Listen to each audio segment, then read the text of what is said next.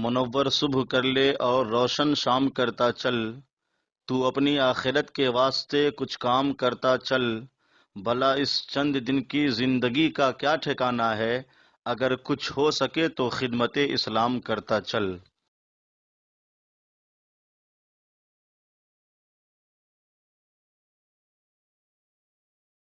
بقرہ کے 19ویں رکوع کا آغاز ہے اور دوسرے پارے کا یہ تیسرا رکوع ہے۔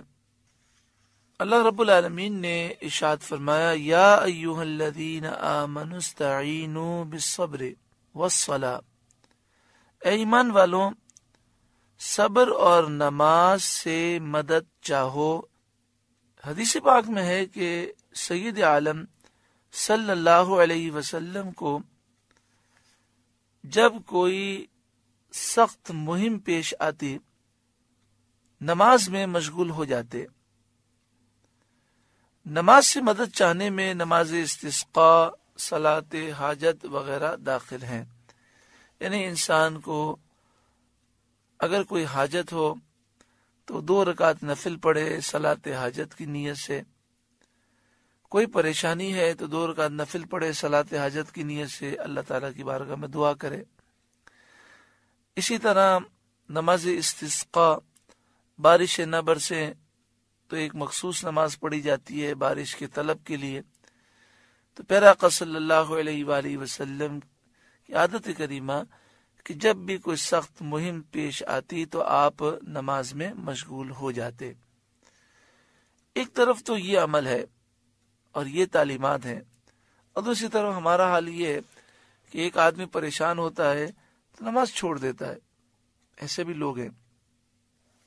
ایک طبقہ تو وہ ہے نا کہ پریشانی میں وہ نماز پڑھنا شروع کر دیتا ہے، اور ایک طبقہ یہ ہے کہ وہ پریشانی میں اتنا پریشان ہو جاتا ہے کہ نمازوں سے غافل ہو جاتا ہے۔ اسے کہیں تو وہ کہتا ہے کیا کریں، اپنی پریشانی میں ایسے مصروف ہیں کہ نماز پڑھنے کی فرصت ہی نہیں مل رہی۔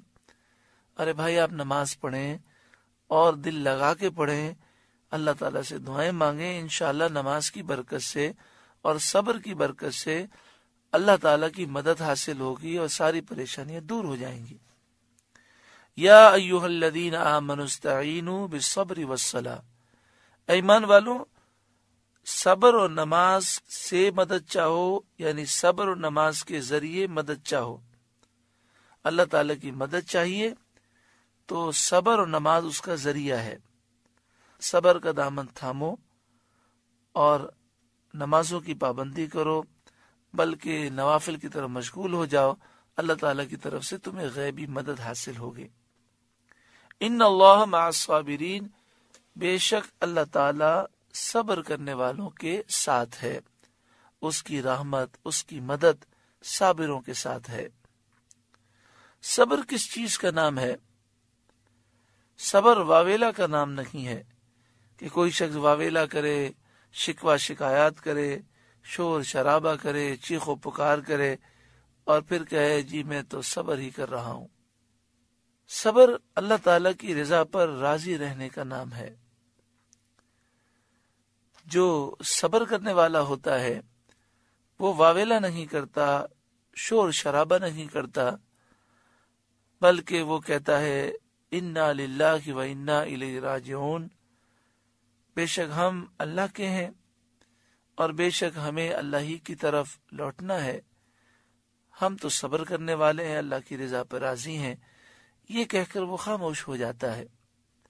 صبر کرنے والا اپنے دکھ کا اظہار اسی کے سامنے کرتا ہے جس کے سامنے اسے اظہار کرنے کی ضرورت ہوتی ہے۔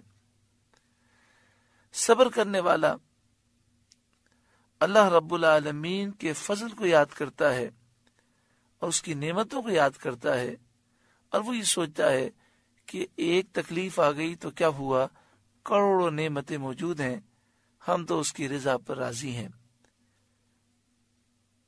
وَلَا تَقُولُوا لِمَنْ يُقْتَلُ فِي سَبِيلِ اللَّهِ أَمْوَاتٌ، اور جو اللہ کی راہ میں مارے جائیں انہیں مردہ نہ کہو۔ وَلَا تَقُولُوا، مت کہو، لِمَنْ يُقْتَلُ فِي سَبِيلِ اللَّهِ، جو اللہ کی راہ میں مارے جائیں انہیں مت کہو اموات، مردہ مت کہو۔ یہاں پہ فرمایا مردہ مت کہو۔ اور سورہ آل عمران آیت نمبر 169 چوتھے پارے میں فرمایا کہ مردہ گمان بھی مت کرو، یعنی نہ زبان سے مردہ کہو، نہ مردہ دل میں سمجھو۔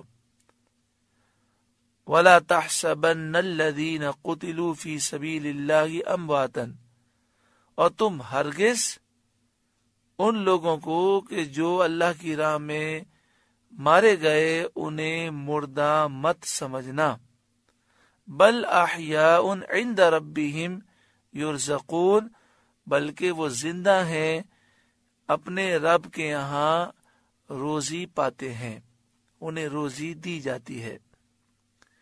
یہاں فرمایا انہیں مردہ نہ کہو بل احیاء، بلکہ وہ زندہ ہے۔ بڑا افسوس ہوتا ہے بعض نادان لوگوں پر کہ اتنا واضح حکم کے باوجود کہتے ہیں شہید ہیں تو مردہ، لیکن ہمیں حکم یہ ہے کہ ہم مردہ نہ کہیں، حالانکہ 2 آیتیں موجود ہیں اور دونوں آیتوں سے ثابت ہے کہ شہید زندہ ہیں، انہیں زندہ کہنا ہے اور زندہ سمجھنا ہے، مردہ کہنا بھی منع ہے اور مردہ سمجھنا بھی منع ہے۔ اب سوال پیدا ہوتا ہے کہ اگر شہید زندہ ہے تو پھر کیوں ہمیں ان کی زندگی کا علم نہیں ہوتا؟ کیونکہ ہم تو زندہ اسے سمجھتے ہیں جو چل رہا ہو، بیٹھ کر ہم سے باتیں کرے۔ تو فرمایا وہ زندہ ہیں، وَلَٰكِن لَا تَشْعُرُونَ، ہاں تمہیں خبر نہیں، تمہاری آنکھوں میں، تمہارے کان میں وہ طاقتیں نہیں کہ تم ان کی زندگی کو محسوس کر سکو، تمہاری صلاحیتیں محدود ہیں، تمہاری آنکھیں وہ ان کی زندگی دیکھنے کے قابل نہیں ہیں۔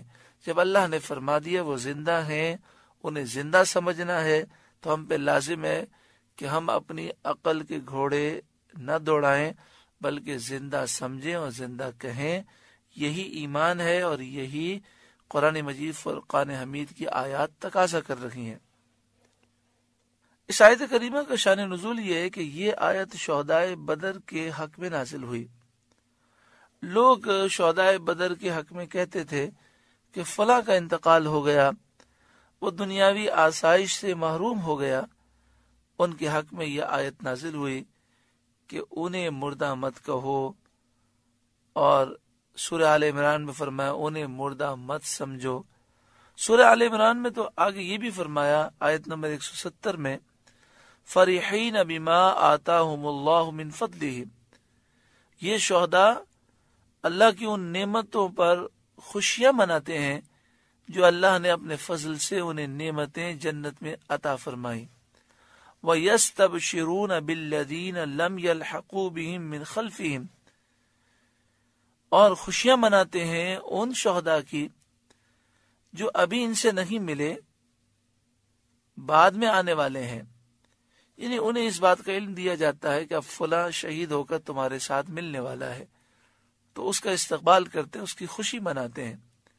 اللہ خوف علیہم ولا هم یحزنون، یہ کہ ان پر نہ کوئی خوف ہے اور نہ وہ غمگین ہوں گے۔ موت کے بعد ہی اللہ تعالی شہداء کو حیات عطا فرماتا ہے۔ جیسے شہید کی روح پرواز کرتی ہے تو موت کے بعد ہی اللہ تعالی شہیدوں کو زندگی عطا فرماتا ہے۔ ان کی ارواح پر رزق پیش کیے جاتے ہیں، انہیں راحتیں دی جاتی ہیں، ان کے عمل جاری رہتے ہیں، اجر و ثواب بڑھتا رہتا ہے۔ حدیث پاک میں ہے کہ شہداء کی روحیں سبز پرندوں کے جسم میں جنت کی سیر کرتی ہیں اور وہاں کے میوے اور نعمتیں کھاتی ہیں، یعنی سبز پرندے ان کے لیے سواری ہوتے ہیں، یہ ان میں بیٹھ کر جنت میں جاتی ہیں روحیں، اور شہداء کی روحیں جنت میں سیر کرتی ہیں، وہاں کے میوے اور نعمتیں کھاتی ہیں۔ اللہ تعالیٰ کے فرما بردار بندوں کو قبر میں جنتی نعمتیں ملتی ہیں، یہ احادیث طیبہ سے ثابت ہے۔ جو میدان جنگ میں شہید ہو جائے وہ واقعی عظیم شہید ہے۔ اس کے علاوہ اور بھی ایسے شہداء ہیں کہ جنہیں آخرت میں اللہ تعالی شہادت کا درجہ عطا فرمائے گا، جیسے احادیث طیبہ میں ہے کہ کسی کا انتقال ہو جائے ڈوب کر، یا کوئی جل کر مر جائے، یا زلزلہ آ جائے اور مکان کی چھت گر جائے، دیوار کے نیچے دب کر مر جائے۔ اسی طرح جو طلب علم میں گیا اور اس کا انتقال ہو گیا، جو حج کے سفر پر تھا اس کا انتقال ہو گیا، اللہ کی راہ میں کوئی نکلا ہوا ہے اس کا انتقال ہو جائے۔ اسی طرح وہ خاتون جو نفاس میں یا بچے کی ولادت کے وقت اس کا انتقال ہو جائے، جس کے پیٹ میں درد ہو، اس مرض کی وجہ سے انتقال ہو۔ اسی طرح حدیث پاک میں جس کا جمعے کے دن انتقال ہو، ان سب کے لیے شہادت کی بشارتیں ہیں کہ اللہ تعالیٰ انہیں شہادت کا درجہ عطا فرمائے گا۔ مسلم شریف دوسری جلد صفحہ نمبر 139 حضرت ابو موسیٰ اشعری رضی اللہ تعالیٰ عنہ بیان کرتے ہیں، نبی اکرم صلی اللہ علیہ وسلم کی خدمت میں ایک اعرابی نے حاضر ہو کر عرض کیا، یا رسول اللہ صلی اللہ علیہ وآلہ وسلم، ایک شخص مال غنیمت کو حاصل کرنے کے لیے لڑتا ہے، ایک شخص ناموری اپنے نام کے لیے لڑتا ہے، ایک شخص شجاعت کے اظہار کے لیے لڑتا ہے کہ لوگ اسے بہادر کہیں۔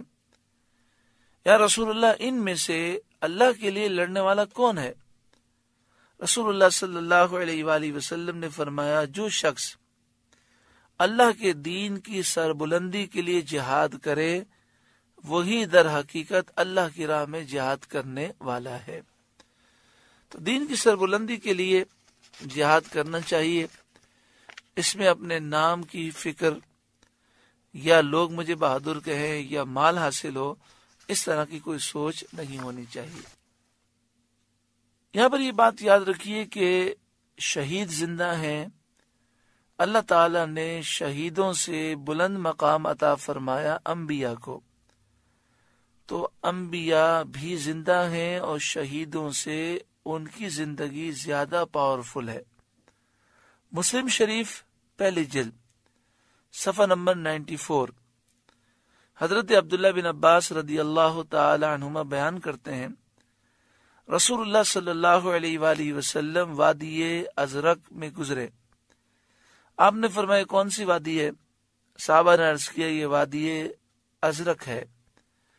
آپ نے فرمایا، گویا کہ میں موسیٰ کو دیکھ رہا ہوں، وہ بآواز بلند تلبیہ پڑھتے ہوئے اس وادی سے اتر رہے ہیں۔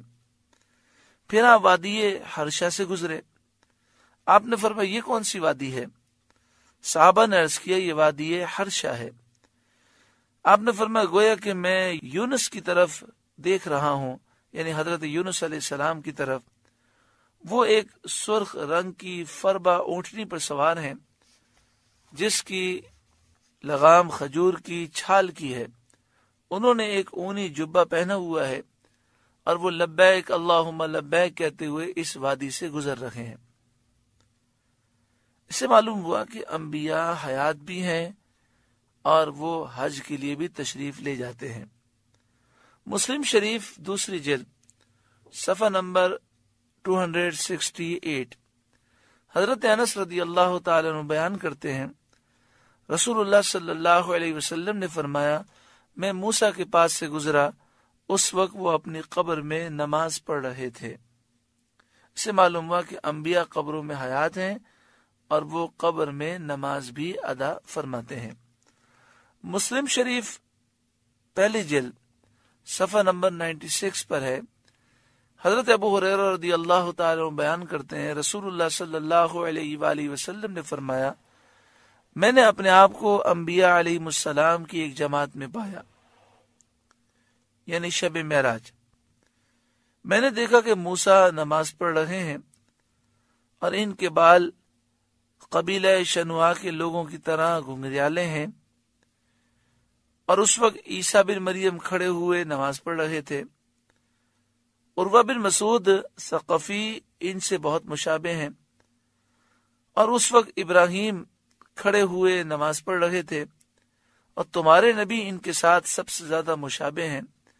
پھر نماز کا وقت آیا اور میں نے ان سب نبیوں کی امامت کی۔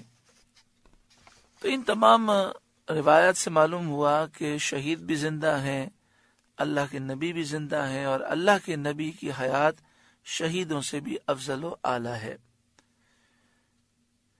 حضرت امام غزالی علیہ رحمہ آپ لکھتے ہیں، صوفیہ کی پہلی منزل مکاشفات اور مشاہدات سے شروع ہوتی ہے، حتیٰ کہ وہ بیداری میں فرشتوں کا اور انبیاء کی روحوں کا مشاہدہ کرتے ہیں، ان کی آوازیں سنتے ہیں اور ان سے فوائد حاصل کرتے ہیں۔ آگے ارشاد فرمایا، وَلَنَبْلُوَنَّكُمْ بِشَيْءٍ مِّنَ الْخَوْفِ، اور ضرور ہم تمہیں آزمائیں گے کچھ ڈر سے، وَالْجُوعِ، اور بھوک سے، مختلف قسم کے خوف تم پر آئیں گے، بسا اوقات قحط سالی، بھوک کے معاملات آئیں گے، وَنَقْصٍ مِّنَ الْأَمْوَالِ وَالْأَنفُسِ وَالثَّمَرَاتِ، اور کچھ مالوں کی کمی سے اور جانوں کی کمی سے اور پھلوں کی کمی سے۔ امام شافعی علیہ رحمہ نے یہ فرمایا کہ خوف سے مراد اللہ کا ڈر ہے، بھوک سے رمضان کے روزے مراد ہیں، مالوں کی کمی سے زکوٰۃ و صدقات دینا مراد ہے، جانوں کی کمی سے بیماریوں کے ذریعے موتیں ہونا ہے، اور پھلوں کی کمی سے اولاد کی موت مراد ہے، اس لیے کہ اولاد دل کا پھل ہوتی ہے۔ یعنی ان تمام معاملات میں انسان کو صبر کرنا چاہیے۔ وَبَشِّرِ الصَّابِرِينَ، اور خوشخبری سنا دیجئے صبر کرنے والوں کو۔ تو جو صبر کرنے والے ہیں ان کے لیے خوشخبری ہے۔ اس آیت کریمہ میں یہ درس دیا جا رہا ہے کہ خوف، بھوک، مال، جان اور پھلوں کے نقصانات یہ آئیں گے، اور انسان ذہنی طور پر اس کے لیے تیار رہے، اور جب ایسے معاملات آئیں تو وہ صبر کرے۔ ایسے صابرین کے لیے بشارت ہے۔ ترمذی شریف صفحہ نمبر 158، حضرت عائشہ صدیقہ رضی اللہ تعالی عنہ بیان کرتی ہیں، رسول اللہ صلی اللہ علیہ وسلم نے فرمایا، مومن کو جب بھی کانٹا چبھنے کی یا اس سے بھی کم کوئی تکلیف پہنچتی ہے تو اللہ تعالیٰ اس کا ایک درجہ بلند کرتا ہے اور اس کا ایک گناہ مٹا دیتا ہے۔ پیچھے یہ حکم تھا، وَبَشِّرِ الصَّابِرِينَ، ارے محبوب آپ ان صبر کرنے والوں کو خوشخبری سنا دیجئے، الذین اذا اصابتہم مصیبہ، وہ کہ جب ان پر مصیبت آتی ہے، قالوا، تو وہ کہتے ہیں، انا للہ و انا الیہ راجعون، ہم اللہ کے مال ہیں اور ہم کو اسی کی طرف پھرنا ہے۔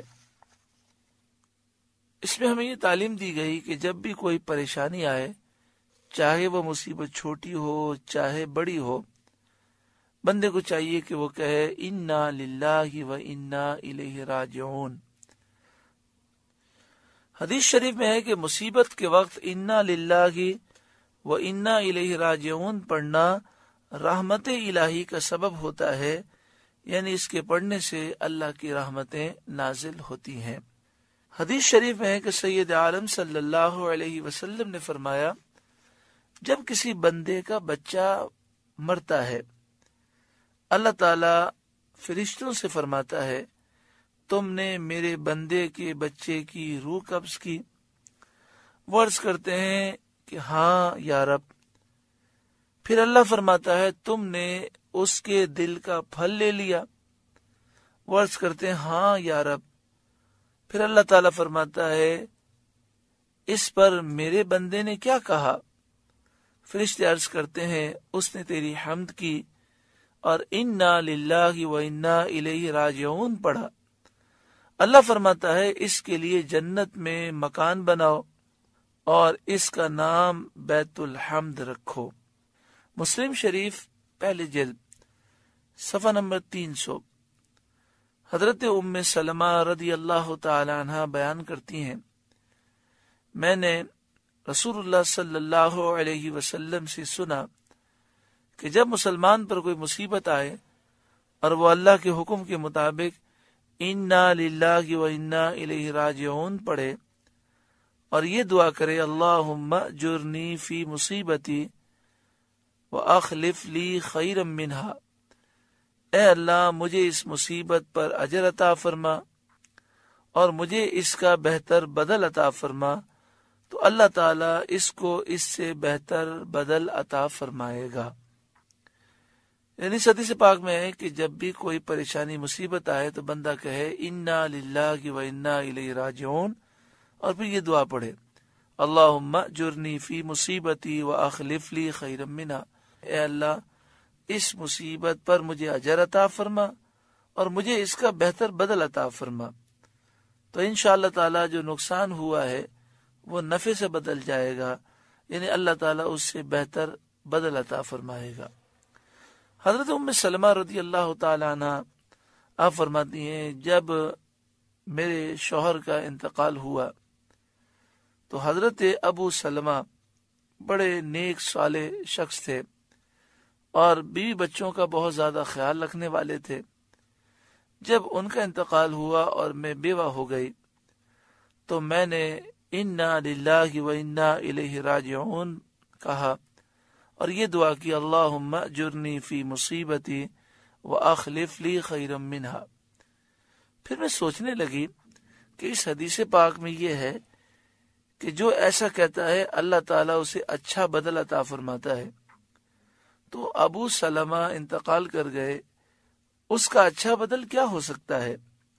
آپ فرماتی ہیں جب میری عدت پوری ہو گئی تو نبی کریم صلی اللہ علیہ وسلم نے نکاح کا پیغام دیا اور ام سلمہ ام المومنین بن گئیں۔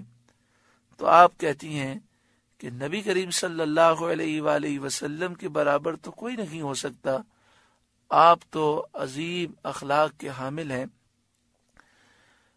یعنی اس حدیث پاک سے اور اس واقعے سے معلوم ہوا کہ کیسی بھی مصیبت ہو انسان کو صبر کرنا چاہیے اور یہ کلمات کہنے چاہیے۔ آگے ارشاد فرمایا اولئک علیہم صلوات من ربہم، یہی وہ لوگ ہیں جن پر ان کے رب کی درودیں ہیں، ورحمت اور رحمت ہیں، وَأُولَئِكَ هُمُ الْمُهْتَدُونَ اور یہی لوگ راہ پر ہیں، ہدایت یافتہ ہیں۔ ارشاد فرمایا ان الصفا والمروة من شعائر اللہ، بے شک صفا و مروہ اللہ کی نشانیوں میں سے نشانیاں ہیں۔ بے شک صفا و مروہ اللہ کی شعائر میں سے ہیں، شعائر اللہ ہیں۔ صفا و مروہ مکہ مکرمہ کے دو پہاڑ ہیں جو کعبہ معظمہ کے مقابل مشرقی جانب واقع ہیں۔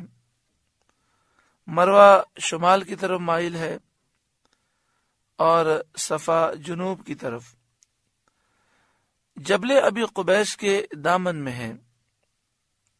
آج کل جبل ابی قبیس کو کاٹ دیا گیا ہے، تقریباً یہ پہاڑ اب ختم ہو چکا ہے اور اس کی جگہ شاہی محل موجود ہے۔ کچھ حصہ جبل ابی قبیس کا ابھی بھی موجود ہے جو تھوڑا سا ہے۔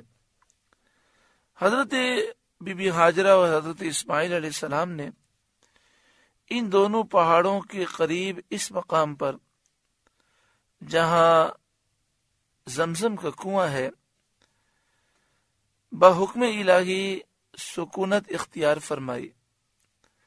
اس وقت یہ جنگل بیابان تھا،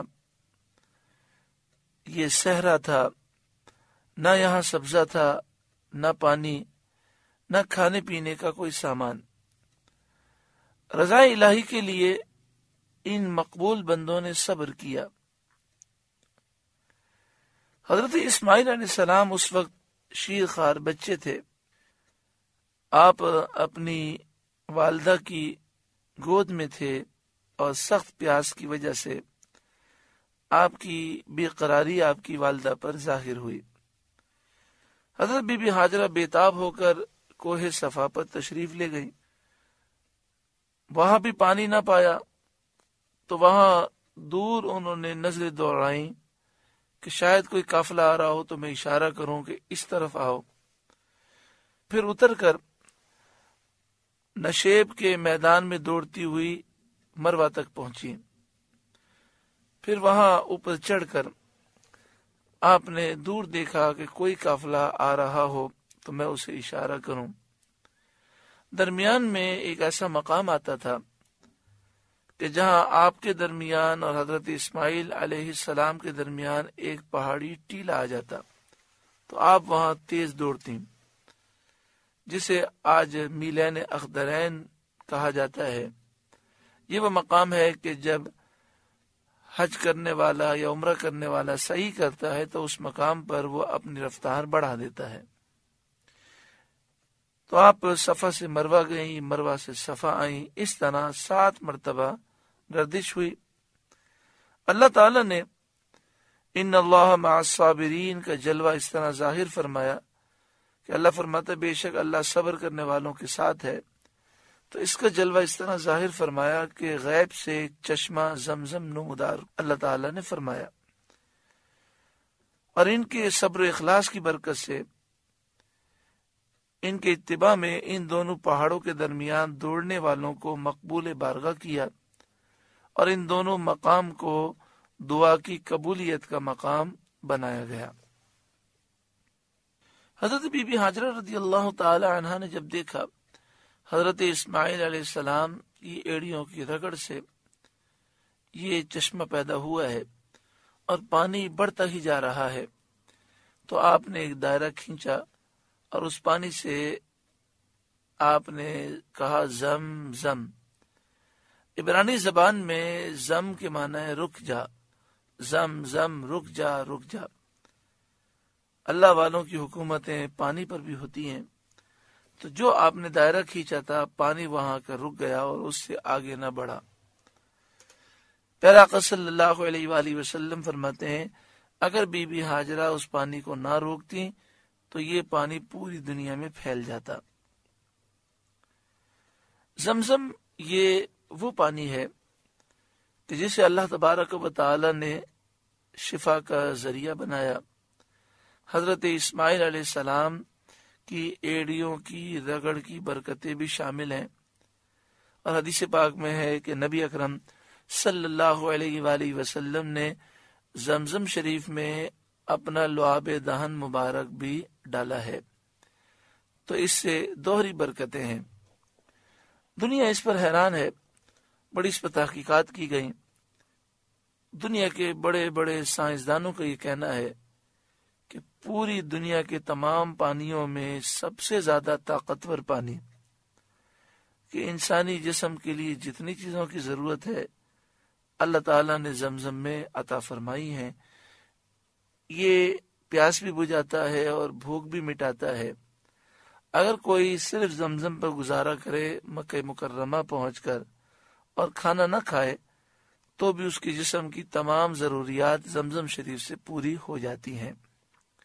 حضرت ڈاکٹر سید محمد بن علوی مالکی علیہ الرحمہ مکہ شریف کے ایک بزرگ ہیں جن کا وصال ہو گیا. آج کل مکہ شریف میں ان کے صاحبزادے ہیں اور ان کے یہاں بڑی عظیم الشان محفل میلاد ہوتی ہے. مغرب کی نماز کے بعد درس بخاری شریف اور پھر محفل میلاد کا سلسلہ پورے سال ہی جاری رہتا ہے. اور سال میں بعض راتیں ایسی ہوتی ہیں جہاں پر بڑی بڑی محفل میلاد مکہ شریف میں شارع مالکی پر یہ پروگرام منعقد ہوتے ہیں. تو ایک دفعہ ایسا ہوا کہ ڈاکٹر علوی مالکی علیہ رحمہ کی خدمت میں ایک شخص حاضر ہوا. اس نے یہ عرض کیا کہ میں اس لیے آیا ہوں مکہ شریف میں کہ میری زوجہ کو کینسر ہو گیا ہے اور میں جرمنی سے آیا ہوں اور ڈاکٹروں نے اسے لا علاج قرار دے دیا ہے، تو میں نے سوچا کہ ہم عمرہ کر لیں، اللہ تعالیٰ سے دعا کریں، اللہ تعالیٰ شفا عطا فرمائے۔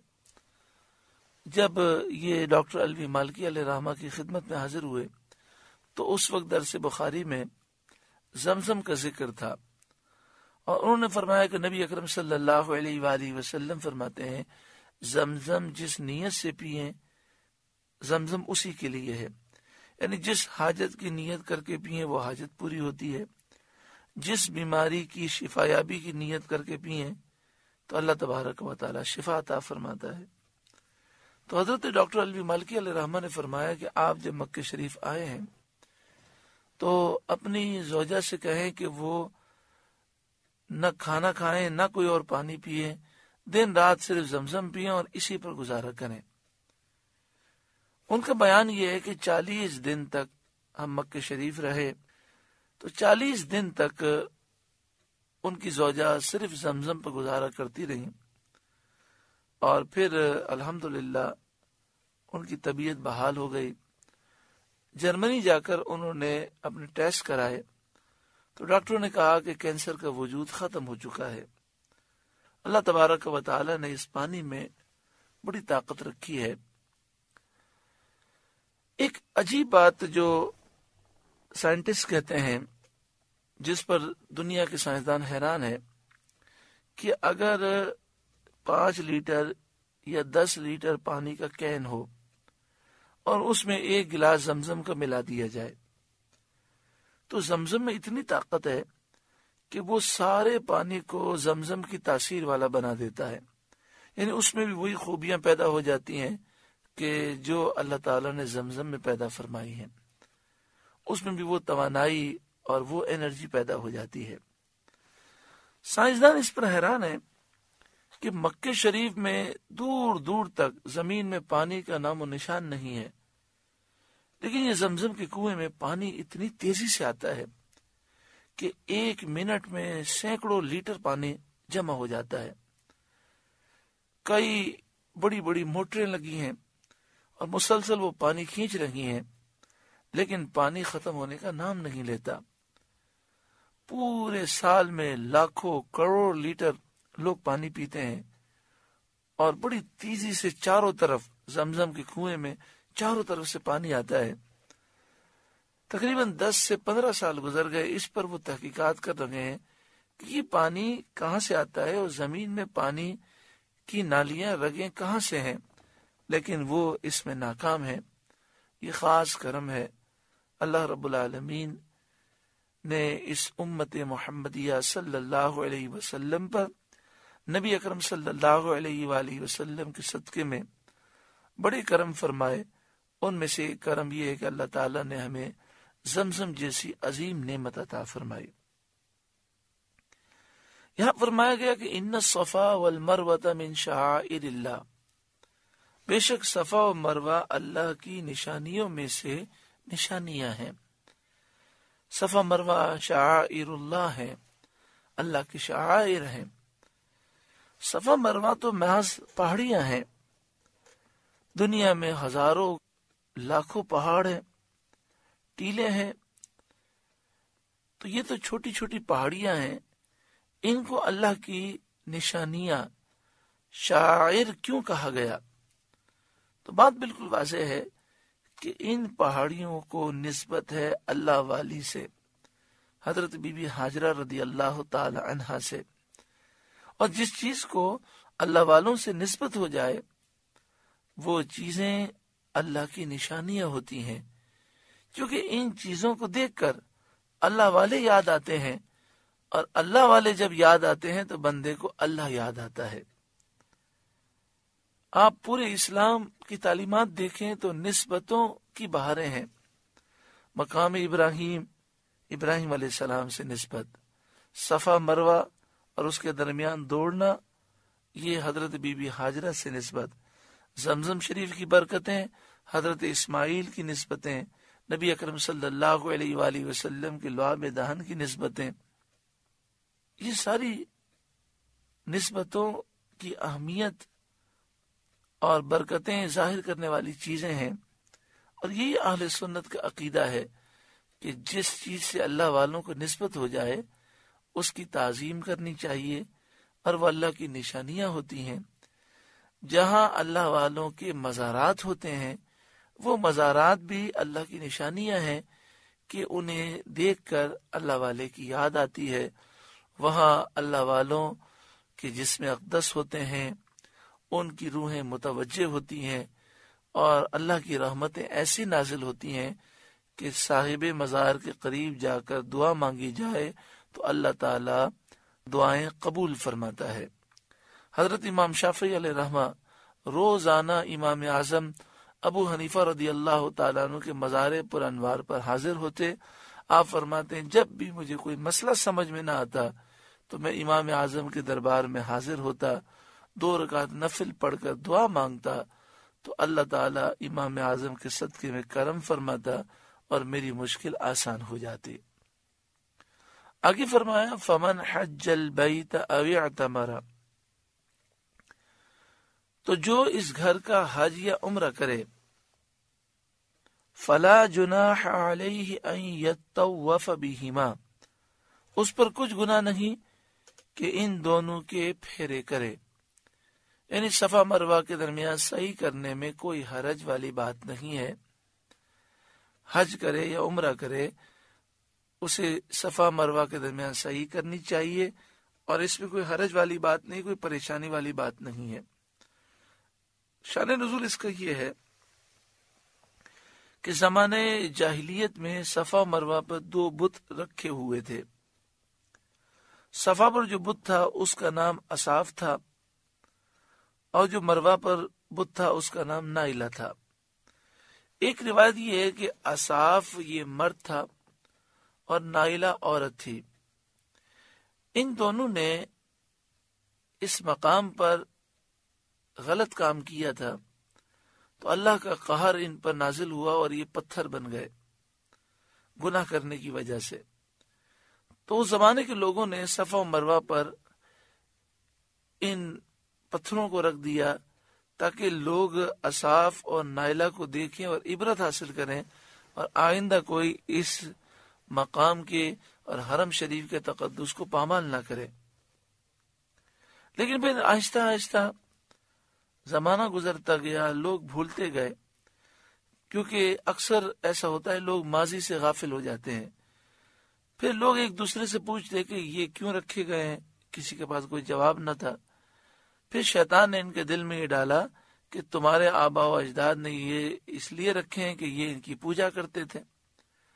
تو کفار جب صفا و مروہ کے درمیان سعی کرتے تو ان بتوں پر تعظیماً ہاتھ پھیرتے، اور سعی کے دوران ان بتوں کی پوجا کی وہ نیت کرتے۔ عہد اسلام میں بت تو توڑ دیے گئے۔ جب مکہ مکرمہ فتح ہوا تو یہ بت توڑ دیے گئے، لیکن چونکہ کفار یہاں پر مشرکانہ فعل کرتے تھے، اس لیے مسلمانوں کو صفا و مروہ کے درمیان سعی کرنا گرا ہوا کہ اس میں کفار کے مشرکانہ فعل کے ساتھ کچھ مشابہت ہے۔ اس آیت میں ان کا اطمینان فرما دیا گیا کہ چونکہ تمہاری نیت خالص عبادت الہی کی ہے، تمہیں مشابہت کا اندیشہ نہیں۔ اور جس طرح کعبے کے اندر زمانے جاہلیت میں کفار نے بت رکھے تھے، اب عہد اسلام میں بت اٹھا دیے گئے اور کعبہ شریف کا طواف درست رہا۔ خانہ کعبہ دین کے شعائر میں سے ہے، اسی طرح کفار کی بت پرستی سے صفا مروہ کے دین کے شعائر ہونے میں کچھ فرق نہیں آیا۔ تو اس آیت کریمہ میں اس بات کا ذکر کیا گیا کہ تمہارا جو عمل ہے وہ بالکل درست ہے، اور جو انہوں نے یہاں بت پرستی کی یا وہ جس نیت سے وہ کرتے تھے، تمہارا وہ مقصد ہرگز نہیں ہے۔ وَمَن تَطَوَّعَ خَيْرًا، اور جو کوئی بھلی بات اپنی طرف سے کرے، فَإِنَّ اللَّهَ شَاكِرٌ عَلِيمٌ، تو اللہ نیکی کا صلہ دینے والا خبردار ہے۔ ان الذين يكتمون ما انزلنا من البينات والهدى بے شک وہ لوگ جو ہماری اتاری ہوئی روشن باتوں اور ہدایت کو چھپاتے ہیں، من بعد ما بیناہ للناس فی الکتاب، بعد اس کے کہ ہم نے ان باتوں کو لوگوں کے لیے کتاب میں واضح بیان کر دیا۔ اولئک یلعنہم اللہ، یہی وہ لوگ ہیں جن پر اللہ تعالی لعنت فرماتا ہے، یعنی جو روشن باتوں کو اور ہدایت کو چھپاتے ہیں بعد اس کے کہ یہ چیزیں لوگوں پر واضح ہو چکی ہیں، تو فرمایا ایسے لوگوں پر اللہ کی لعنت ہے۔ وَيَلْعَنُهُمُ اللَّاعِنُونَ، اور لعنت کرنے والے ان پر لعنت کرتے ہیں۔ یہ آیت کریمہ یہودی علماء کے رد میں نازل ہوئی، جو سید عالم صلی اللہ علیہ وآلہ وسلم کی نعت شریف، اوصاف، تعریفیں چھپاتے تھے، اور جو رجم کا حکم توریت میں تھا اور توریت میں دوسرے احکام تھے جو ان کی نفس کے خلاف تھے، وہ اسے چھپاتے تھے۔ اس آیت کریمہ میں یہ بیان کیا گیا کہ لعنت کرنے والے ان پر لعنت کرتے ہیں، تو مومنین تو ان پر لعنت کرتے ہیں، لیکن جب یہ کل بروز قیامت حاضر ہوں گے تو ان پر کافر بھی لعنت کریں گے، اور یہ آپس میں ایک دوسرے پر لعنت کریں گے۔ اس آیت کریمہ میں اس بات کا ذکر ہے کہ علم چھپانا نہیں چاہیے۔ سنن ابی داؤد دوسری جلد صفحہ نمبر 159، حضرت ابو ہریرہ رضی اللہ تعالیٰ عنہ بیان کرتے ہیں، رسول اللہ صلی اللہ علیہ وآلہ وسلم نے فرمایا، جس شخص سے کسی چیز کے علم کے متعلق سوال کیا گیا اور اس نے اس کو چھپایا، قیامت کے دن اس کے منہ میں آگ کی لگام ڈالی جائے گی۔ مگر یہ بات یاد رکھیں کہ بعض باتیں راز کی ہوتی ہیں اور بعض باتیں ایسی ہوتی ہیں کہ سامنے والا ان باتوں کو سمجھ نہیں پاتا، اور نہ سمجھنے کی وجہ سے وہ غلط معنی لے کر گمراہ ہو جاتا ہے۔ تو وہ باتیں نہ بیان کرنا وہ الگ چیز ہے، اس کی اجازت ہے۔ جیسے چھوٹے بچے ہیں تو چھوٹے بچے بسا اوقات ایسے سوالات کرتے ہیں کہ اگر ہم ان کا جواب دے دیں تو ان کے ذہن الجھ سکتے ہیں، تو اس وقت ہم یہ کہتے ہیں کہ بس آپ کو جو کہہ دیا آپ اس پر عمل کریں اور زیادہ اس مسئلے پر غور و فکر نہ کریں۔ الجامع لاحکام القرآن دوسری جلد صفحہ نمبر 185 پر ہے، نبی اکرم صلی اللہ علیہ وآلہ وسلم نے ارشاد فرمایا، اہل لوگوں کے سامنے حکمت کے بیان سے نہ رکو ورنہ تم ان پر ظلم کرو گے۔ یعنی جو لوگ اہل ہیں بات بتانے کے، ان کو حکمت کی باتیں بتاؤ، اور نہیں بتاؤ گے تو تمہارا شمار ظالموں میں ہوگا۔ اور نااہل لوگوں کے سامنے حکمت کو نہ بیان کرو ورنہ تم اس حکمت پر ظلم کرو گے۔ جو نااہل لوگ ہیں انہیں علم اور حکمت کی وہ باتیں جس کے وہ اہل نہیں ہیں، پیارے آقا صلی اللہ علیہ وآلہ وسلم نے بتانے سے منع فرمائی۔ الا الذین تابوا، مگر وہ جو توبہ کریں، یعنی جنہوں نے یہ حرکتیں کی، حضور کی نعتیں اور صاف اور آپ کے کمالات اور آپ کے مناقب اور فضائل جو توریت میں لکھے تھے انہوں نے چھپائے، تو ان پر لعنت ہے، مگر وہ توبہ کر لیں تو اللہ تعالیٰ معاف فرمائے گا۔ وَأَصْلَحُوا، اور وہ سنور گئے، انہوں نے اپنی اصلاح کر لی۔ وَبَيَّنُوا، اور جسے وہ چھپاتے تھے اسے ظاہر کر دیا۔ فَأُولَئِكَ أَتُوبُ عَلَيْهِمْ، تو میں ان کی توبہ قبول فرماؤں گا۔ وَأَنَا التَّوَّابُ الرَّحِيمُ، اور میں ہی ہوں بڑا توبہ قبول فرمانے والا مہربان۔ اللہ تعالی ہمیں بار بار توبہ کرنے کی توفیق عطا فرمائے۔ جب بھی غلطی ہو جائے، پیارے آقا صلی اللہ علیہ وآلہ وسلم نے ارشاد فرمایا، اذا اسأت، جب تجھ سے غلطی ہو جائے، گناہ ہو جائے، فاحسن، تو تجھے چاہیے کہ تو نیکی کر لے، یعنی فوراً توبہ کرے انسان، اللہ رب العالمین کی بارگاہ میں رجوع لائے، استغفار کرے، اور گناہ کو گناہ سمجھے، اس کی غلط تعویلیں نہ پیش کرے۔ ایک دفعہ توبہ کر لی پھر بھی اس گناہ کو یاد رکھے، بار بار توبہ کرتا رہے۔ وَأَنَا التَّوَّابُ الرَّحِيمُ، اور میں ہی ہوں بڑا توبہ قبول فرمانے والا، مہربان۔ ان الذین کفروا، بے شک وہ لوگ جنہوں نے کفر کیا، وماتوا وہم کفار، اور وہ اس حال میں مر گئے کہ وہ کافر تھے، یعنی جنہوں نے کفر کیا اور کفر پر ہی خاتمہ ہوا۔ اللہ تعالی ہمیں ایمان پر استقامت عطا فرمائے۔ ترمذی شریف میں ہے حدیث نمبر 3533 کہ نبی اکرم صلی اللہ علیہ وآلہ وسلم نے ہمیں یہ دعا سکھائی، اللہم مقلب القلوب، اے دلوں کو پھیرنے والے، ثبت قلبی علی دینک، میرے دل کو تیرے دین پر ثابت قدمی عطا فرما۔ اور یہ ہمیں حکم دیا گیا کہ ہم اس دعا کو کثرت سے کریں۔ اگر عربی نہ آتی ہو تو اردو میں اس طرح دعا کر لیں اور بار بار کریں۔ ہر دعا میں یہ دعا ہونی چاہیے کہ اے اللہ مجھے اسلام پر، ایمان پر ثابت قدمی عطا فرما، جب میں اس دنیا سے جاؤں تو میرا خاتمہ ایمان پر فرما۔ تو فرمایا وہ لوگ جنہوں نے کفر کیا اور کفر کی حالت ہی میں مر گئے، اولئک علیہم لعنت اللہ، یہی وہ لوگ ہیں جن پر اللہ کی لعنت ہے، والملائکہ، اور فرشتوں کی لعنت ہے، والناس اجمعین، اور سارے لوگوں کی لعنت ہے۔ مومنین تو دنیا میں بھی لعنت کرتے ہیں ایسے لوگوں پر، اور کفار ایک دوسرے پر کل بروز قیامت لعنت کریں گے۔ اس سے معلوم ہوا کہ لعنتیں کافروں کے لیے ہیں۔